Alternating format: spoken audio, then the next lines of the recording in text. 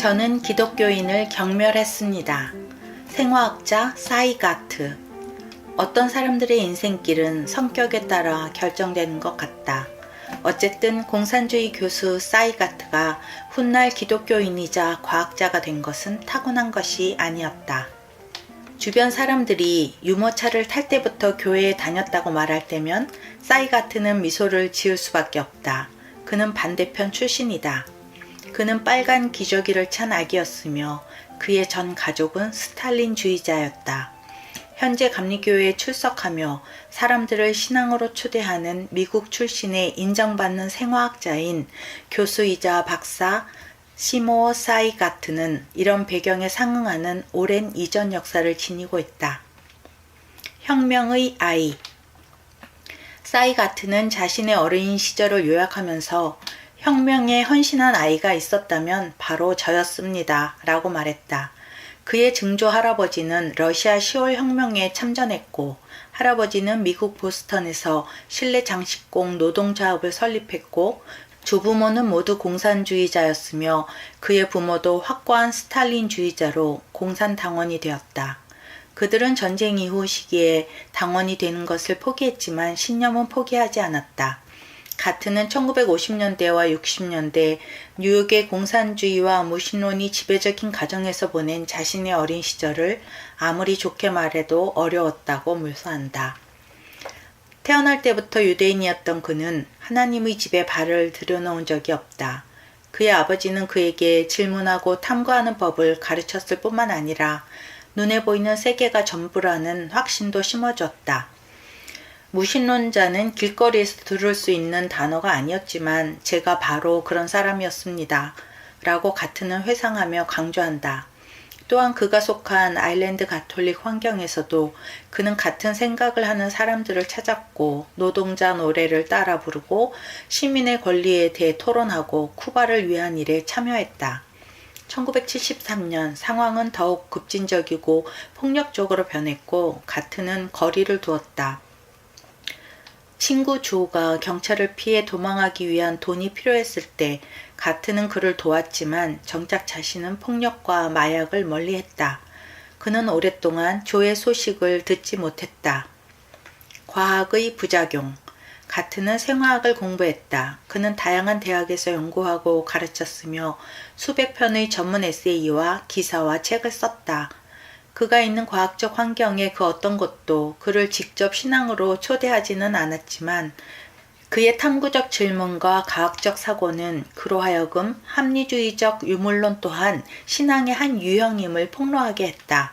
인간이 단지 진화론적 우연의 맹목적인 산물이라면 인간의 존엄성 증진과 같은 사회주의에 명시된 목표가 어떻게 타당할 수 있겠는가?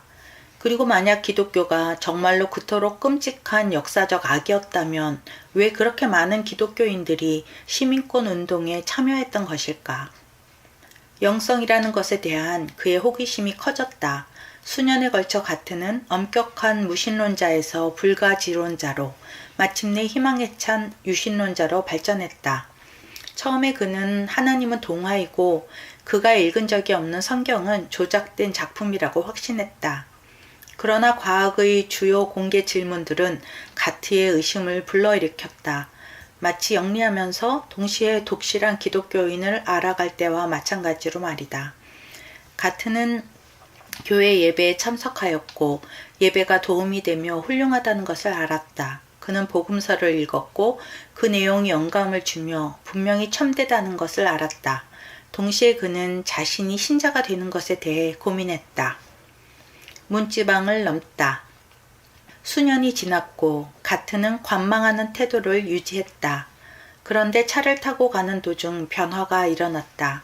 그는 라디오를 켰고 라디오에서는 그가 평소 잘 놀리던 기독교 설교자의 목소리가 흘러나왔다. 그래도 그는 몇 분 동안 그의 말을 경청했다. 라디오를 끈 후 그의 머릿속에 여러 가지 생각이 일어났다. 만약 내가 설교를 해야 된다면 나의 말은 어떻게 들릴 것인가? 내가 나 자신의 인생에서 의미 있었던 것에 대해 이야기한다면? 갑자기 그는 그것을 눈앞에서 생생하게 보았다. 그는 하나님이 과학을 사용하여 세상을 창조하신 것에 대해 이야기했다. 그는 자기 자신이 예수님의 사랑에 관해 말하는 것을 들었고 예수님의 십자가 희생을 통해 모든 사람이 구원을 받을 수 있다고 말하는 것을 들었다. 그는 오랫동안 멈춰 있었다. 어느 순간 가트는 운전석에 앉아 울고 있었다. 그가 스스로 말을 했던 것이 아님을 깨달았기 때문이다. 그의 안으로부터 그것이 말을 한 것이었다. 성령께서 그의 삶에 극적으로 개입하셔서 그가 문지방을 넘도록 끌어당기신 것 같았다. 가트는 하나님께 감사하며 이렇게 말했다. 저는 믿고 구원받았습니다. 주님이신 예수 그리스도께 감사드립니다. 그 결과 가트 교수는 세례를 받았고 그 이후로 감리교회에 출석하고 있다.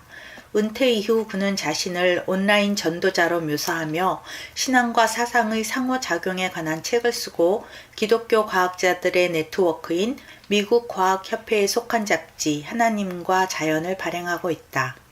자네도 무신론자였던 그가 하나님에 관해 이야기하기 시작한 이후로 어떤 사람들은 그가 실제로 불신자나 무신론자였던 것이 아니라 그냥 변했을 뿐이라고 생각한다.